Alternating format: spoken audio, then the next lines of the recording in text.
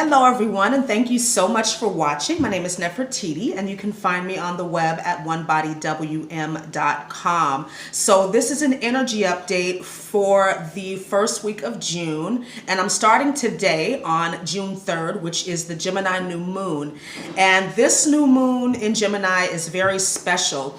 It's actually a part of the mutable T-square, okay? So it's squaring Neptune and opposite Jupiter. Okay, so this is creating a lot of challenging feeling type energy for us to really make these big shifts. But we have 5 planets in their home signs right now. So we've got Jupiter in Sagittarius, Mercury in Gemini, Neptune in Pisces, Capricorn, excuse me, Pluto is in Capricorn, and then there's one more, I forget. Remind me of what it is.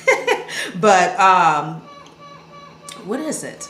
I forget. Anyways, we are basically being supported, okay, in making these big shifts. This whole year has been about purification, releasing, like really deep releasing, ancestral type karmic release. And I've talked about this in other videos, but we're also right in the middle, or excuse me, wrapping up the 12th moon cycle. Okay, so I'm gonna put some pictures into this video so that you can see what I'm talking about. And this is the crystal moon, so I really feel like all of this energy is calling us to take that leap. Okay, we are in a place of kind of nebulousness. We don't really know where we're going. We kind of have an idea, but we're not exactly sure. But we definitely know that there are some things coming to an end. There's cycles ending, and this is all very karmic. This Gemini new moon also talks about, you know, the energy of the local environment. Like today I'm wearing a shirt from one of my friends. His company's called Town Royalty. I live in Oakland, California, so check him out. I'll leave a link in the description box below.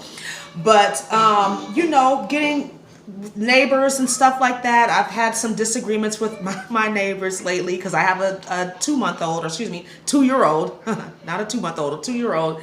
And, you know, I live upstairs, but it's kind of like it is what it is, right? We're so overwhelmed right now. A lot of us are so overwhelmed with this ascension, with all of the information that's coming in now, because we know this ascension works in stages and cycles. So there's times when we're getting like a deluge of information. We're remembering things. We're probably being led to new ideas and insights, and learning about spirituality, right? When the student is ready, the teachers appear. So there's a time of ingesting, taking in all that information, and then there's a time of processing and integrating that information. So we've kind of come out of a stage of integration. We're moving slowly into a stage of where we're getting more information, where we're going to have to really lay some foundations, right? I mean, I can't even believe it's June.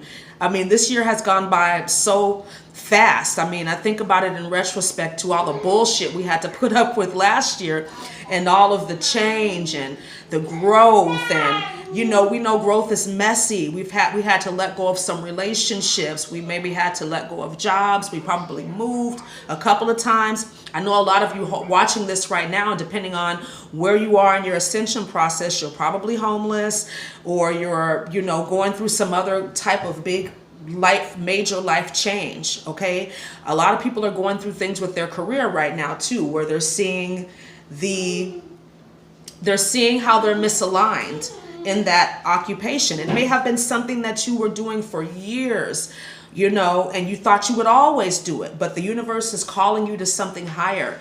If you're watching my videos especially, I know that you are probably a light worker. Most likely you are, starseed.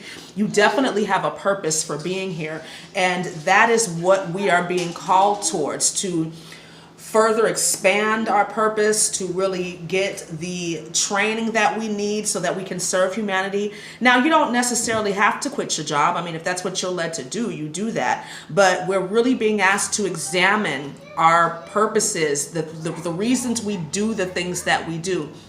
And I like this Gemini energy for that, because it's very supportive in helping us with introspection, to examine things, to be curious, Okay, not necessarily judgmental. That's the opposite. That's Sagittarius, right? Sagittarius is, we can be very judgmental. So we're being asked to be curious, right? And like I said, we've got a lot of support. I see when planets are in their home sign, I see this as being very supportive because they're comfortable, right? It's very flowing type of energy. Even if it's a sign that's not necessarily compatible with you, I feel like you can still experience benefits from this alignment, right? Which probably won't happen again in our lifetime. I mean, this is incredible energy that we have with us right now for change and growth, for really stepping into our power as light workers, as way showers, keeping energy revealed. I also feel like this energy that's coming in this week with these waves, because they're coming in one after the other, right? What we finish a wave, you know, then that's what causes these ascension symptoms. When we're going through these energetic waves, when we're having these solar flares, these very powerful lunations and astrological events, they open portals, and then we get these massive energy waves coming in from these solar storms, from these black holes, right? It's all information.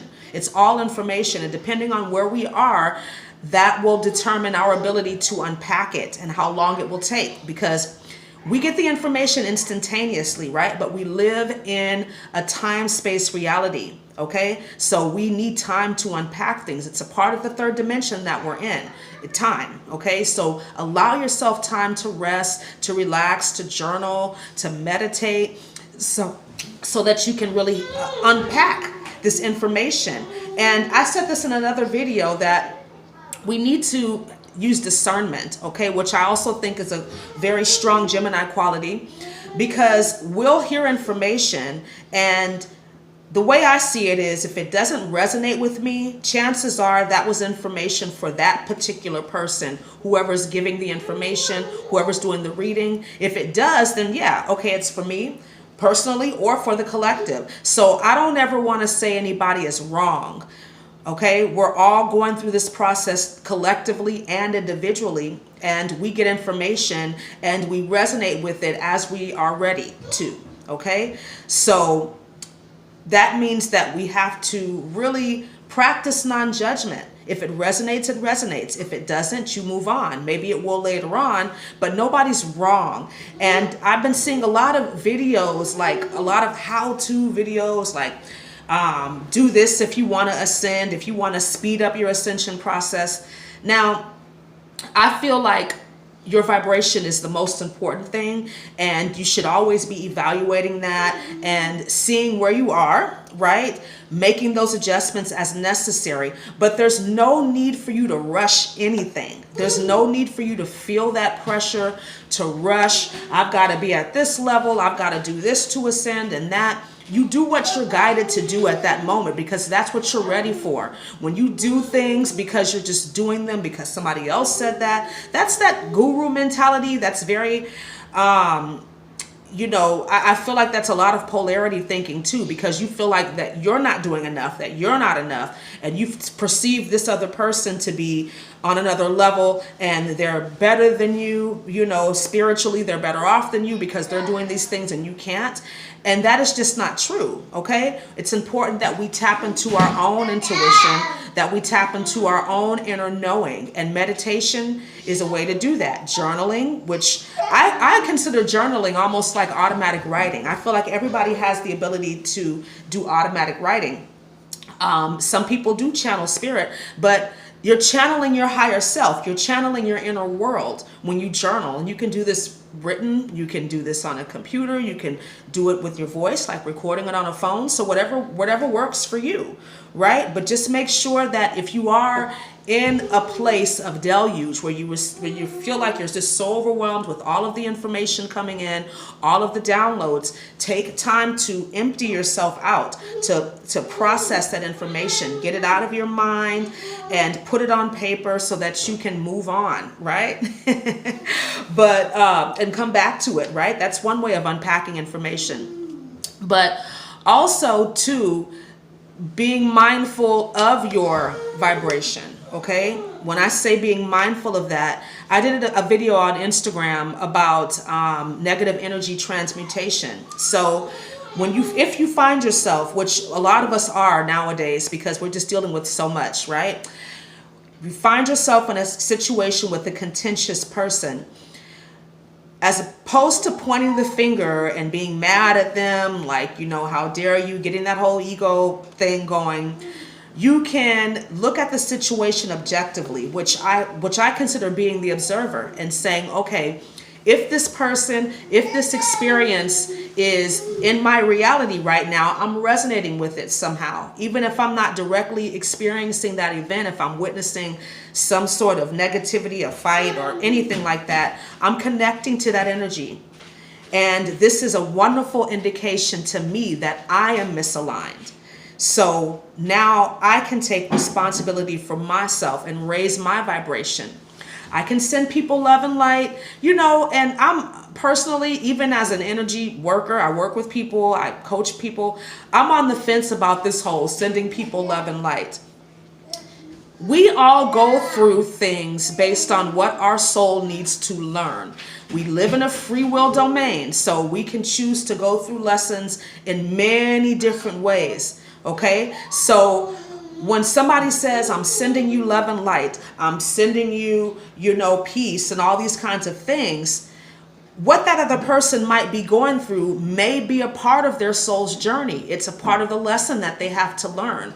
So yes, you can send them love and light, but do not think that you have that kind of influence over people, because then that all of a sudden negates free will. Right? We come here to this planet because we have lessons to learn and we have lessons to teach. So if you're sending somebody love and light and they're not getting better and they're not, doing what you think they should be doing, chances are they're in the midst of a powerful lesson, a powerful karmic lesson that they need to learn. Okay? And that's none of your business. Now, I also feel too that we should always be trying to control ourselves as opposed to somebody else. Okay, so making sure that you're on point, making sure that you're drinking your water, that you're loving yourself, that you're trusting yourself, that you're eating well, that you're getting the rest that you need.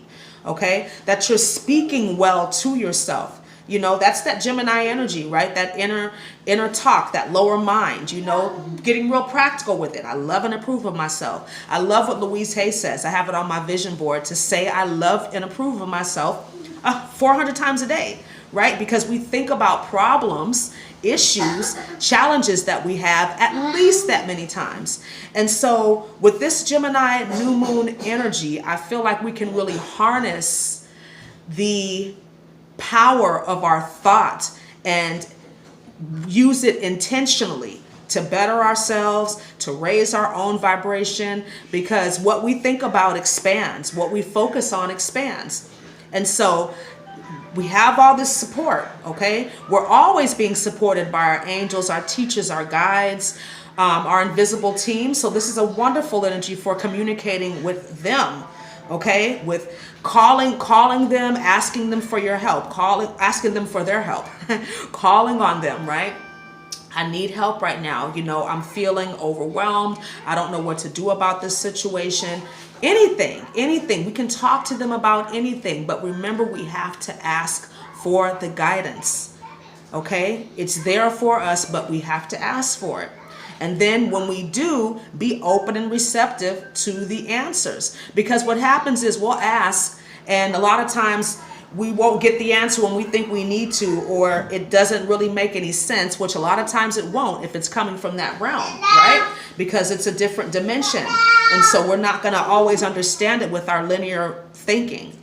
And so we'll ask for the help, but then we'll jump right in there and start doing shit again. Oh, I think I need to do this. I need to do that. I need to do that. I need to do that. When the only thing you need to do is be still. Okay, you ask for the help. Now, when I get the guidance to move, I'll move. But until then, I'm going to relax. I'm going to enjoy my life. I'm going to do something that makes me feel good, because nothing is more important than you feeling good. As Abraham says, that is the key to keeping your vibration on point, is to feel good. Okay? So I hope this was helpful for you. I'm going to be coming out with a lot more content. I'm trying out different video styles to see what I like the most, and maybe I'll do them all. Who knows, right? So thank you so much for watching. Have a wonderful day. Namaste.